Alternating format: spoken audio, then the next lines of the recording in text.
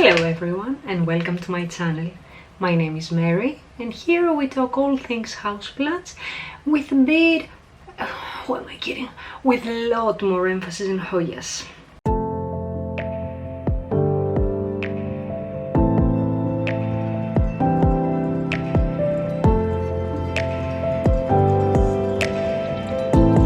Today is beginning of February. And because I'm usually late at the game, I have decided to do my wish list video for plants, or more specifically Hoyas, that I would like to acquire in 2026. In reality, my wish list has becoming more or less the same with minor alterations throughout the years. So I do have a full, let me show you. This is my full wish list. It consists of around 40 different Hoyas. Some of them I want to get for their flowers, some of them I want to get for their leaves, some of them I want to get for both. But because it will be super boring if I start mumbling about 40 different Hoyas, which again I do not have, so I have nothing to show you guys. I have decided to shorten it quite a bit. So that's why I will be discussing about my top 8 that I will try to acquire in 2026. And because I have started this top 8 series, I've decided to split these 8 Hoyas in 3 categories. The first 3 that I'm going to talk about are Hoyas that I would like to get because of their leaves, either the color or the formation or the shape or the texture, and so on and so forth.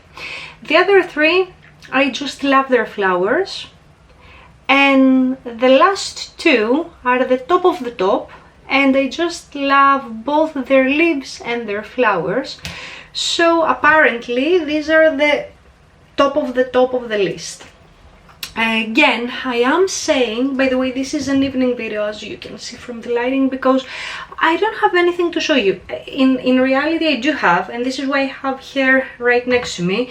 As I said, it's early February, but I have quite a few Hoyas blooming right now, or are getting ready to bloom. One is my linearis, which is a cold loving Hoya, so this is her season to bloom in a sense.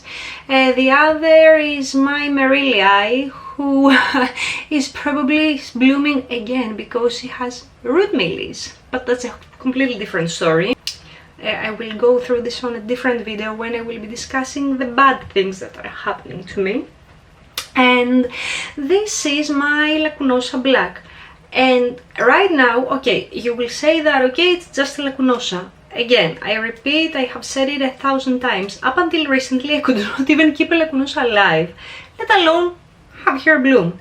And now, this Lacunosa Black has, which by the way was in my top 8 Hoyas of 2025. If you haven't watched that video, I will post a link somewhere for you to have a look. And this one, right now, as we speak, has 1 peduncle, 2 peduncles, 3 peduncles, not very visible because it's again an evening video, so the focus is like a bit hit and miss. Anyway, 3 peduncles ready to bloom. I am over the moon. I'm like, she was one of my favorites regardless of the blooms, but if I have her flower, she will be officially my first Lacunosa ever blooming for me. Now, anyway, I'm just closing this small parenthesis and let's go back to our wish list. And I'm starting with the top 3 Hoyas that I would love to get because I love their leaves. Disclaimer before we start, you may have heard me saying before, and this is a non-negotiable for me, that I do not spend a lot of money on Hoyas. The most expensive one that I have got must be on the $30 range for a cutting always, because I prefer to get cuttings and grow them myself. But yes, no more than that. Like I would never spend like 100 US or 200 or even 50 US dollars to get one plant, even established one, to be honest. So yeah, unless these Hoyas that I will be discussing are found in a very good price, even small cuttings, I actually prefer that, then I think that they will stay in the wish list for quite a bit. So let's start. First Hoya is Hoya spartioides. I will be having a few Instagram photos or videos from each Hoya so you can have a better understanding, but please, I do urge you to also check on them yourself. So first one, Hoya spartioides. She's one of the weirdos. I do like weird looking Hoyas. So you cannot say that she has amazing leaves, because technically she doesn't have leaves. What she has is just peduncles that look like very thick needles. Thick and long needles. She is not an easy Hoya in general, and she's also quite hard to root. She's not an easy Hoya to root. By the way, I do believe Miro from Basic Plant had mentioned that, or I'm not 100% sure, but I do think that he was the one mentioning that we should not cut the stem because the plant may die. Also has a very small root system, thus it's hard to root. And on top of everything else, pon is not recommended for this one. So I believe Miro was using bark and pumice plus a little bit of moss for his spartioides. Also, she prefers to be on the dry side in general. She's one of the Hoyas that she likes it warm, which is fine for me because I do have in general quite hot and humid weather in Hong Kong. I have found this one in one of the suppliers in Singapore. I didn't have the chance, actually, not only the time, I didn't have the chance to travel there yet, but she is on my radar, so if I manage to travel to Singapore this year, I will for sure try to locate the supplier and get this one. So Hoya spartioides, very peculiar one, quite very strange looking, as you will be able to tell yourselves, but very unique, very unique Hoya. Now next one is Hoya Lee Prism, and Lee Prism is, I think, in our market here in Hong Kong, probably the most expensive Hoya that I have managed to find, with a cost, when I was checking it, around 4,000 Hong Kong dollars. That translates to around 450 US. So I'm not sure how easier it is to find in other parts of the world, but yeah, it's not very easy, or even if you can find, it's for sure not affordable.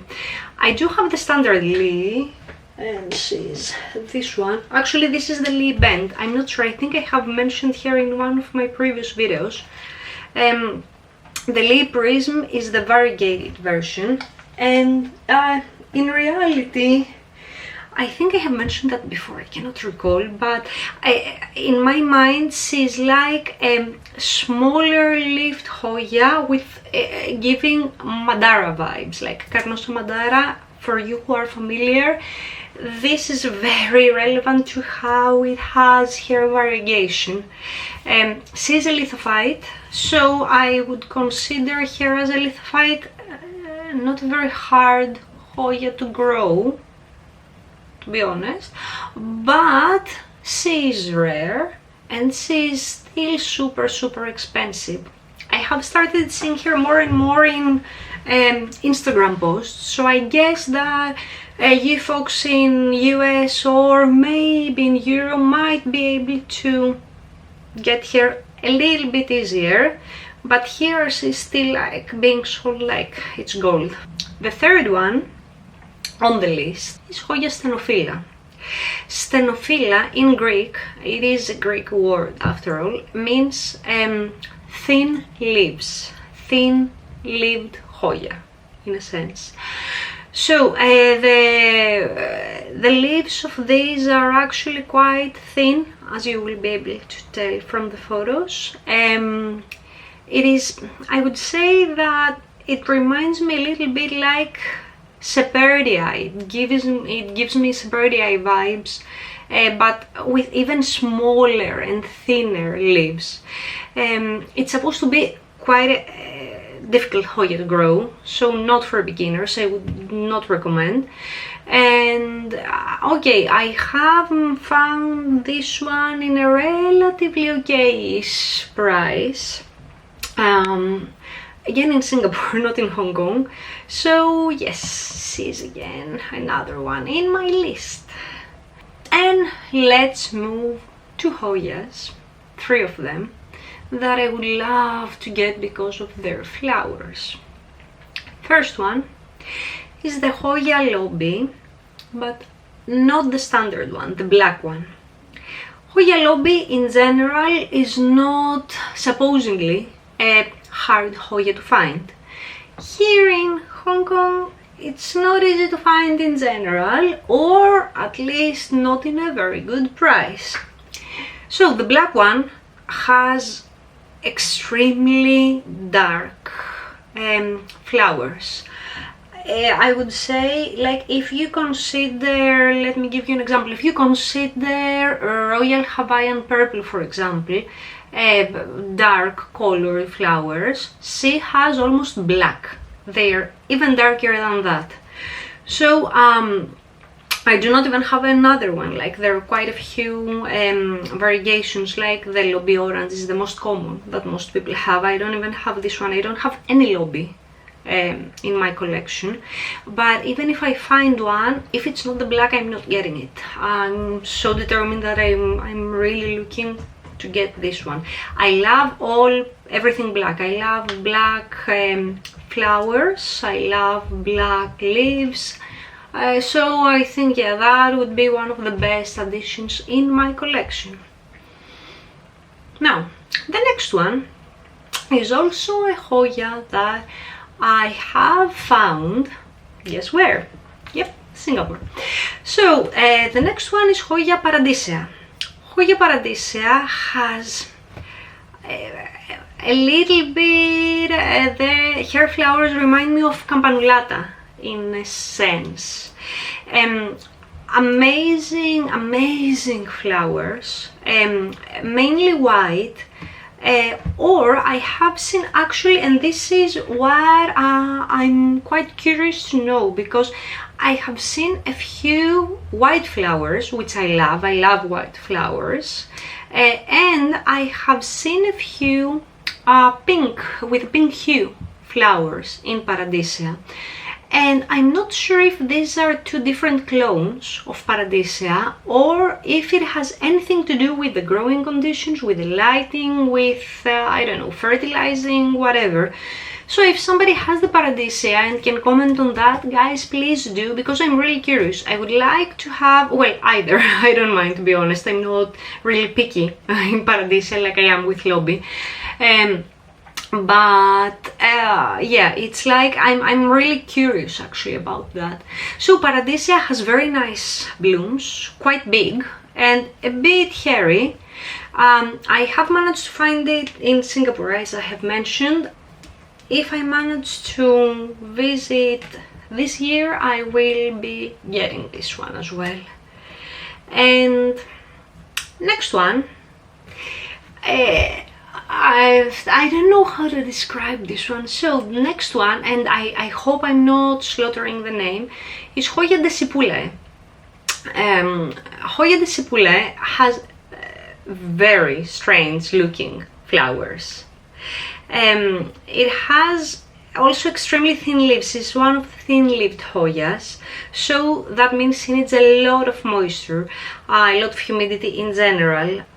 I do believe her leaves are similar to multiflora in terms of thickness, but I don't know, I have never touched any, to be honest. But the flowers, the blooms are so peculiar that I just have to get this one. And the last two that I just love for both their leaves and their flowers are Hoya buntonkensis, the red one, because there are quite a few clones, and Hypolacia or Hippolacia. Let me first start talking a little bit about buntonkensis red. Some people might say that the leaves of buntonkensis are a little bit boring. I do not agree on that, and this is why I have recently started getting slightly obsessed with sun-stressing Hoyas. A little bit, not too much. Buntonkensis has a red clone that not only sun stresses amazingly well, but as you can actually tell, turn almost fully red. She also has very nice flowers, so this is, you know, a double win. And the next one is Hoya Hippolacia. Hoya Hippolacia again has very nice leaves, has very nice flowers. I'm not sure what I can comment on that, like, she needs heavy support, this I do know. Doug Chamberlain had mentioned in one of his videos that it is very heavily branching, so I guess that she is one of the Hoyas that can become quite big. She's not a new one, like she was discovered in 1908 or something, but I wasn't able to find her anywhere, and she's really very high on my list. So for everyone collecting Hoyas, which are your wishlist Hoyas? And again, it doesn't have to be for just 2026, because for me, chances are that I will not be getting those within this year, unless the price drops. What about you? Are you going to get any of your wishlist plants no matter what the price tag is? Or you're similar to me, a cheapskate that wants to just get the correct price before purchasing? Tell me in the comments, I would be really interested to know. And just a small comment on my side in regards to that. If you buy plants expensive, then you keep the price up. If you refuse to buy extremely expensive plants, which are expensive for no reason, to be honest, then the price will eventually drop. So please help me out here, help me out. So everyone, thank you all for watching, and I will see you next time. Bye bye.